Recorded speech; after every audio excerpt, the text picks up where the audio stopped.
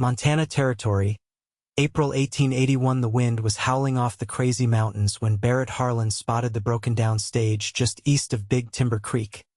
Wheels sunk deep in the mud and canvas flapping loose like a torn sail. He pulled his horse to a stop, boots tight in the stirrups, eyes narrowing against the grit. His ranch, a sprawling 1,000-acre spread known as Clover Bend, lay just over the ridge. But something about the scene below rooted him to the saddle. A man was shouting at the horses, trying to yank the wagon free. And beside it, standing alone in the cold with her arms wrapped tight around herself, was a woman in a blue traveling dress, soaked to the hem, her bonnet half collapsed. Barrett clicked his tongue and urged his gelding downhill. The driver turned as he approached. "Ain't got time to jaw, mister." Axles cracked and the ladies headed for Fort Benton. "She ain't my worry now." Barrett ignored him. He looked at the woman. She raised her chin when he met her gaze. Her cheeks were flushed raw from wind and her gloves were stained with mud. But her eyes, deep green, steady, were clear and unafraid. "I am Rosalind Rowe," she said. Her voice didn't shake. "I was on my way to marry a man I have never met." She dropped her gaze to the ground, then looked back up. "But I got a telegram 2 days ago. He died. Typhoid. I came anyway because I had nowhere else to go." Barrett dismounted without a word. He unfastened his coat and held it toward her. She hesitated only a second before stepping into it. "You cannot stay out here," he said. "Storm's blowing in. Come with me." "I do not know you." "You do not have to," he said. "But I have a roof and dry clothes. That is more than what you have standing in this road." Rosalind looked down at the mud sucking at her boots. Then she nodded once. Barrett helped her onto his horse and walked beside her the whole way back, one hand on the reins, the other steadying her knee when the wind gusted hard. At Clover Bend, his house stood tall and square, its porch wrapped with dark oak railings and the smoke of supper curling from the chimney. Inside, the warmth hit her like a wave. She stood in the entryway, unsure, dripping water across the wood floor. Barrett took her wet gloves and hung them by the stove. "You can sleep in my sister's old room. She married and moved to Helena 3 years ago. Still has her quilts on the bed." Rosalind turned to him. "Why are you helping me?" He met her gaze, slow and sure. "Because I have known what it feels like to lose everything all at once. And nobody deserves to face that alone." She did not ask more questions. That night, she sat with him at the kitchen table and ate stew, her hands wrapped around the bowl. He did not press her with talk. She did not offer anything he had not asked. The next morning, she woke to the sound of boots on the porch and the creak of the barn door swinging open. She watched from the upstairs window as Barrett fed his horses, hauled water from the pump, and repaired a gate hinge without once pausing to rest. She came downstairs with her dress freshly dried, hair braided back. "I would like to earn my keep," she said. He looked up from his ledger, one brow raised. "You do not owe me anything. I do not like feeling useless." He nodded once. "Fine. You can help Ruthie with the kitchen. She comes in from town every Tuesday and Friday. I can do more than cook." Something in his gaze shifted. "We will see." By the end of the week, she was gathering eggs, mending feed sacks, and teaching the ranch hand's young daughter how to read from an old copy of Emerson. Barrett watched her move through the place like she had always belonged to it. One night, after supper, she sat on the porch steps, hands folded in her lap, watching the sun go down. Barrett joined her, holding 2 mugs of coffee. He handed her one. "You did not have to stay," he said. "I had nowhere else." "You still do not." She looked sideways at him. "Do you want me to leave?" He shook his head. "I do not." They sat in silence, the air cooling, the sky turning to gold and ash. Then she asked, "Did you ever marry?" "No, why?" "My father died when I was 21. Left me the ranch, a barn full of debts, and my kid brother to raise. There was no time. Where is your brother now? Dead. Snakebite. 3 years ago. She looked down. I am sorry. He nodded, staring out at the horizon. I thought I would always be alone. Figured it was better that way. She did not speak again that night. But the next morning, she made biscuits before he came in from the fields and left them warm on the stove. 2 weeks passed. Then 3. One morning he came in with a letter in his hand, his jaw tight. What is it? She asked. I forgot I had placed an advertisement months ago. A mail-order bride. I never followed through. But I just got word a woman is arriving on the next train. Rosalind stood very still. You were expecting someone. Before me. I was not expecting you, he said quietly. But I am glad you came. Her voice was soft. Do you want her to come? No, then send a telegram. He hesitated. That would be cruel. She might be like you. Nowhere else to go. Rosalind turned away. I understand. That afternoon Barrett rode to town. She did not ask where he went. He came back with a bundle of supplies and a small envelope in his coat pocket. She did not ask. He did not offer. But that night, after the dishes were washed and the fire burned low, he walked to where she sat mending a sleeve. I sent the letter, he said. Told her not to come. She looked up. You did. I told her someone already came. Someone I did not expect. Someone I do not want to lose. Her hands stilled. I do not know what this is yet, Rosalind, he said. But I know it feels right. Having you here, hearing your voice in this house, watching the way you fill it with life. Her eyes filled, but she nodded. I feel the same. He leaned closer, resting his hand over hers. Then stay. I was never planning to leave. Barrett smiled for the first time in what felt like years. That night, he did not sleep alone. They did not speak of love yet, but it was in the way he brushed her hair back from her cheek before she closed her eyes. And in the way she curled close to him, safe against his chest as the wind howled again outside the window. Neither one of them had planned for this. But neither one of them would give it up. The first calf of the season came just before dawn. Rosalind stood barefoot in the hallway wrapped in a wool shawl, listening to the barn door slam shut and Barrett's boots drag across the porch. When he stepped inside, arms streaked with straw and shirt plastered to his back, she handed him a basin of warm water without a word. He scrubbed his hands and let out a breath. He's healthy, black as coal, legs like fence posts.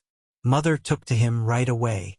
She nodded, then reached for a towel and dried his arms, careful not to meet his eyes. The quiet between them was no longer uncertain. It had settled into something steady, like the hush before a snowfall. He watched her movements. You could have stayed in bed. I don't sleep through things worth waking for. He almost said something else but didn't. Instead, he touched her wrist lightly before stepping back out into the gray morning. In the days that followed, spring came fast and rough. The river swelled with meltwater and the roads turned to slush. Fence lines snapped from the pressure of runoff and 2 colts were born earlier than expected. Rosalind took to keeping books for the ranch, her script neat and sure. She sorted through invoices, tallied feed weights, and made notes on the price of seed oats. Barrett never asked her to. One morning, he found her at the kitchen table with his ledgers spread out before her and said only, "Figures line up better than they used to." She didn't look up. "Then I'll keep at it." He left her to it. They began to move around one another with quiet certainty. She knew which mornings he preferred bacon to cornbread, and he never touched her sewing basket without washing his hands first. When she spoke, he listened like every word mattered. When he spoke, she waited until he finished before answering. One afternoon, she was walking back from the orchard with a basket of windfall apples when she saw him at the far end of the property, checking the south fence. He stood with his weight on one leg, studying something in the distance. Without thinking, she stepped off the path and made her way toward him. He heard her coming and turned. "You walk quieter than a fox." "I wasn't trying to." He pointed with his chin. "There's a line of smoke over that ridge. Could be trappers. Could be someone passing through." She shaded her eyes. "Do you want to ride out?" He looked at her for a long moment. "You feel safe here?" I do. Then no, he said. Let them keep on moving. They stood in silence, the wind tugging at her shawl. Then she asked, do you ever miss the places you haven't been? He glanced at her sidelong. No. I missed the time I didn't know I'd lose. She didn't answer, just nodded once and walked with him back to the house. Later that week, a parcel arrived from Helena. Barrett brought it in, hands dusted with flour from the feed sacks, and placed it on the table. It's for you, he said. She untied the string, careful not to tear the paper, and opened the box to find a navy blue dress folded with care, the fabric fine and soft. Barrett cleared his throat. Thought maybe you'd want something new. Not that you need it. You look just fine in what you've got. She touched the collar with her fingers. You sent for this? I asked the storekeeper to choose something. He's got a wife. Figured she'd know better than I would. Rosalind looked up. Thank you. He shifted his weight. I didn't expect to care about things like this. But I do. She held his gaze. You're not the only one. That night, she wore the dress. They didn't have guests and there was no occasion. But when she stepped into the kitchen, lit by lamplight and smelling of stew and wood smoke, Barrett looked at her like she was the only clear thing in a world gone blurry. He didn't say anything. He didn't need to. After supper, they stood together on the back porch, listening to the frogs begin to sing in the low marsh. She broke the quiet. Do you know how long I thought I was meant to be someone else's? Barrett didn't look away. Do you still think that? No, she said. I think I was only ever headed here. I just didn't know it. He reached for her hand, rough fingers wrapping around hers. I'm not a man who says what he feels easy. I don't need easy, she whispered. I just need true. He leaned down, slow and sure, and kissed her with quiet reverence, like he'd waited his whole life to be allowed that closeness. When he pulled back, his forehead rested against hers. You saved me, Rosalind. She smiled, eyes bright in the dark. You just happened to ride by. I was the one standing in the mud. No, he said, voice low. You brought something back I thought I buried with my brother. She pressed her hand to his chest, right where his heart beat steady and strong. Then we're saving each other. Neither one of them said another word. The frogs sang louder and the night wrapped around them, soft and full. By late May, the cottonwoods along the creek had leafed out heavy and green and the first hay was tall enough to cut. Rosalind began rising before first light, not out of habit but by choice, drawn to the rhythm of the ranch in a way that surprised her. She had never known the small piece of dew on her boots or the quiet satisfaction in sweeping a porch clean before breakfast. These days, her hands bore a few calluses, and her dresses smelled faintly of horses and sun. Barrett had taken to checking the northern fence line with one of his ranch hands. A Paiute man named Eli who spoke sparingly and moved through the land like he belonged to it. Barrett trusted him, and that meant Rosalind did too. One afternoon, after the cattle had been herded in from the far pasture, Barrett stepped into the kitchen and set a small canvas bag on the table. Rosalind looked up from her ledger. Found something, he said. She wiped her hands and untied the drawstring. Inside were 3 arrowheads, smooth and dark, their edges still sharp. She held one between her fingers. Eli says they're old, Barrett said. Older than any ranch fence or county line. They feel like they belong here more than we do. He leaned against the doorframe. Sometimes I wonder if we're just borrowing this land. If one day it'll decide it's done with us. She looked up at him. Then we leave it better than we found it. Barrett's eyes softened. I think you already have. That evening, she walked the western edge of the property alone, needing the quiet.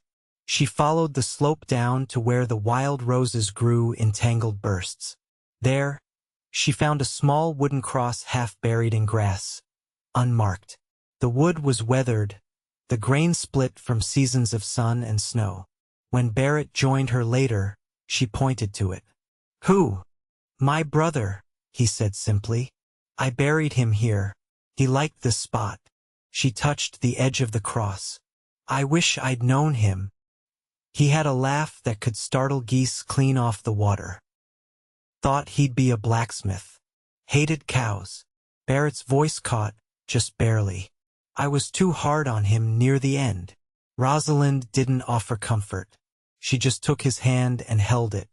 I didn't think I could come back here, he said. Not without feeling like I failed him. You didn't. He didn't argue. Later, as the moon rose, they sat on the porch without speaking. A coyote howled once, distant but clear. Barrett turned to her, expression unreadable. I bought a piece of land west of here last year. Fertile soil. Room enough for orchard rows if someone cared to plant them. She gave him a long look. And did you buy it for apples or for something else? He nodded slowly. I didn't know then. But I think I was hoping for someone like you. She folded her hands in her lap. What are you asking, Barrett? I want you to build a life with me. Not just live in my house. I want to wake beside you every day and know that whatever comes, we face it together. Her voice was steady. You're not offering rescue anymore. No. I'm offering roots. Rosalind stood and stepped close, resting her palm over his heart. Then let's plant something that lasts. He kissed her there, beneath the stars, his arms closing around her like they had always belonged there. Nothing rushed, nothing borrowed. Just quiet certainty. In the weeks that followed, they worked side by side preparing the new land. Rosalind cleared stones from the soil while Barrett split fence rails with Eli. They spoke of trees, apples, pears, maybe a plum or two, and of a house they would build by hand come autumn. One morning, as she stood barefoot in the creek washing linens, Rosalind thought of the woman she'd been stepping off that ruined stagecoach. Adrift, yes, but not aimless. Something had carried her to this place. Not chance. Not luck. Love, she thought, was not always a thunderclap. Sometimes it was a hand held out in a storm, quiet and steady. Sometimes it was a man who did not ask for anything in return, who only stayed. She wrung out the sheet and turned to see Barrett watching her from the bank. Arms crossed, smile low and quiet. What? She asked. Just thinking, he said. About how far we've come. Not far enough, she teased. He stepped into the water, boots and all, and pulled her close. Then let's keep going. And they did. By the first week of June, the orchard ridge had been cleared and Rosalind's fingers were sore from digging out bramble roots. She didn't mind. The ache in her hands felt earned. Each evening, she and Barrett walked the boundary line of the new property, measuring with steps and rough twine, mapping out where the house would stand. The days were long and full, but the time passed like water down a smooth slope, quiet, steady, without pause. Rosalind had begun keeping a small notebook, nothing elaborate, just a few pencil sketches of the land and notes on what trees might take, what herbs could survive the winters tucked by the kitchen wall. She didn't show it to Barrett, not yet. One morning, Ruthie arrived from town with flour and a message. She set the sack on the counter and brushed dust from her apron. Reverend Collingwood's asking after you, she said to Barrett, wiping her brow. Said it's near time you made things proper. Rosalind looked up from the sink, the sunlight warm across her shoulders. She didn't speak, but she held Barrett's gaze a long moment. He nodded slowly. Tell him I'll ride in after the weekend. Ruthie grinned. About time, if you ask me. No one had. After she left, Rosalind leaned against the counter. Is that what you want? Barrett didn't hesitate. I wouldn't be building a home with you if it wasn't. She let out a breath she hadn't known she was holding and turned back to the dishes. Then I'll need a dress that isn't for working fields. You'll have one, he said. And anything else you want. Later that week, he rode into town alone. Rosalind spent the quiet hours hemming new curtains from a bolt of linen left in the attic. The rhythm of the needle calmed her, though her thoughts drifted to names, his last name, her own, and what it might feel like to carry both. When Barrett returned, he brought with him a folded paper and a small box. He set them both on the table without ceremony. I spoke to the Reverend, he said. He'll come out next Friday. I'd rather we do it here, not in front of strangers. Rosalind opened the box. Inside lay a plain gold band, warm from the sun. She traced its edge with her thumb. This is more than I ever allowed myself to imagine. Barrett crossed the room and took her hand. It's only the beginning. The days that followed were filled with quiet preparation. Eli helped Barrett hang new doors on the barn while Rosalind scrubbed the wood floor of the old parlor until the grain shone. She found a length of lace in the bottom of her trunk and stitched it to the hem of her dress, humming tunelessly as she worked. The morning of the wedding came warm and windless. Ruthie arrived early with a loaf of sweetbread and a ribbon for Rosalind's hair. The Reverend followed not long after. His coat rumpled from the ride and his beard flecked with road dust, but his smile was kind. They stood beneath the cottonwood by the creek, the leaves trembling overhead. There were no guests but Ruthie, Eli, and the land itself.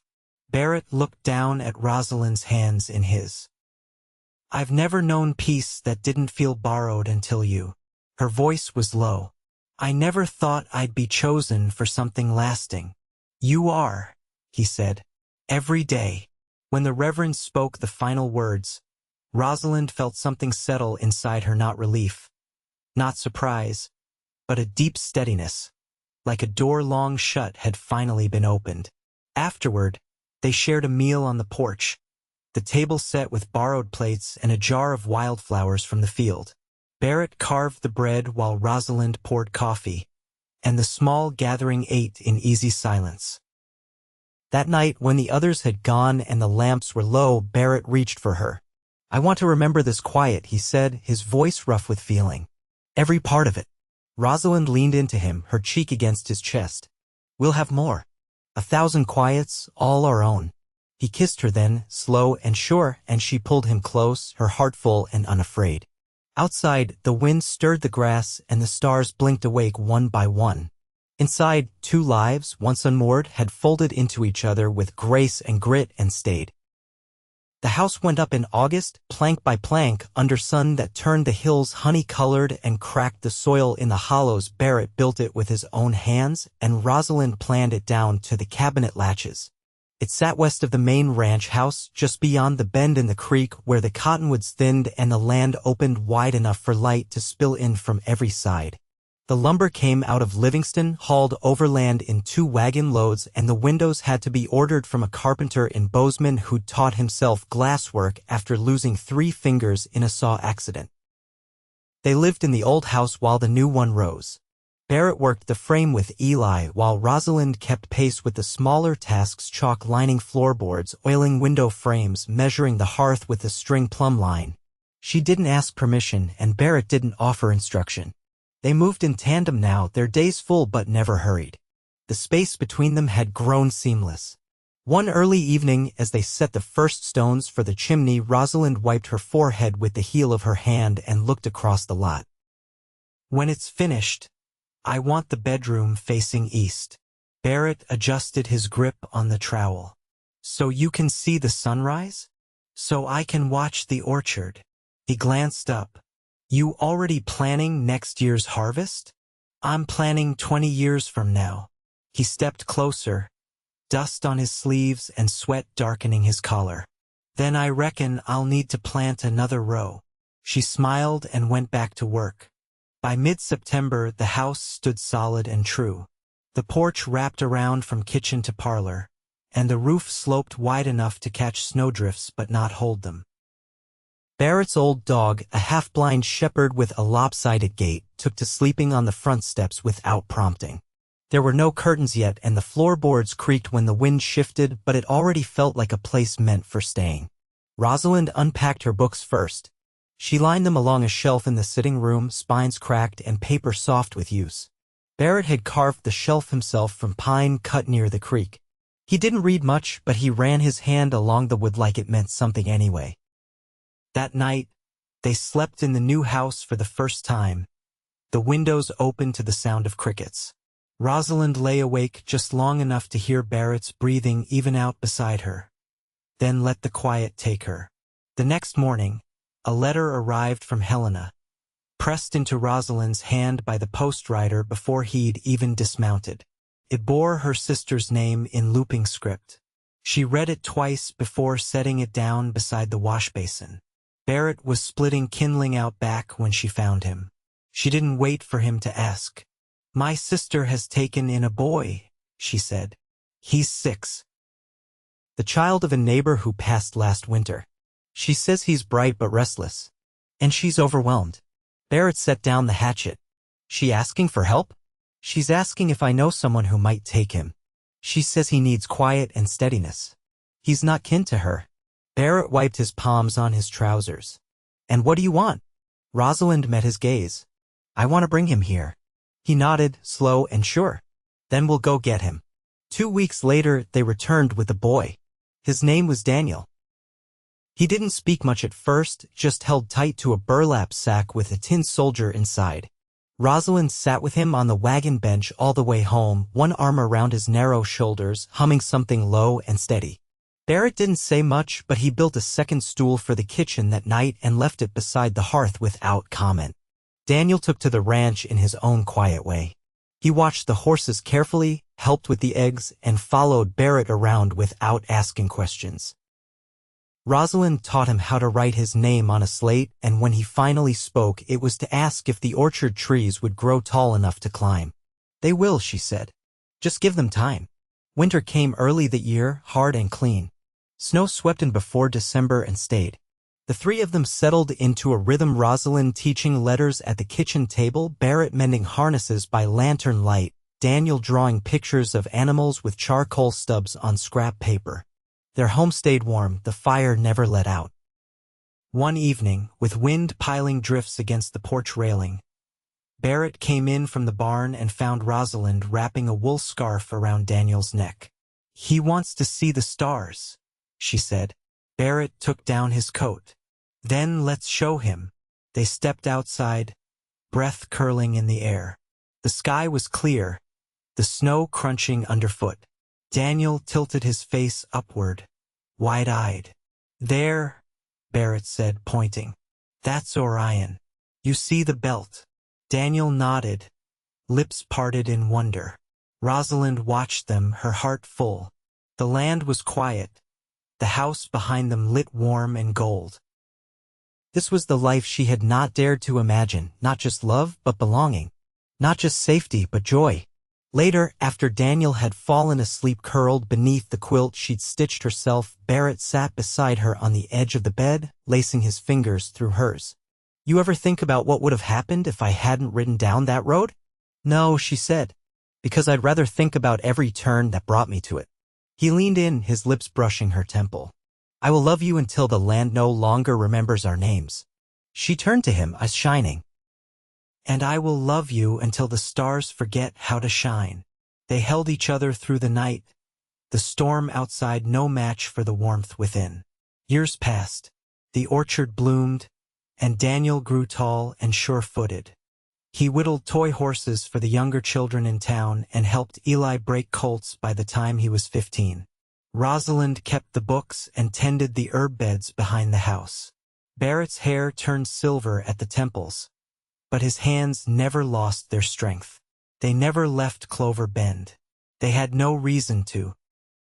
In the end, it wasn't the land that changed them, it was the love they built upon it. Quiet, true, lasting. And it held. Always.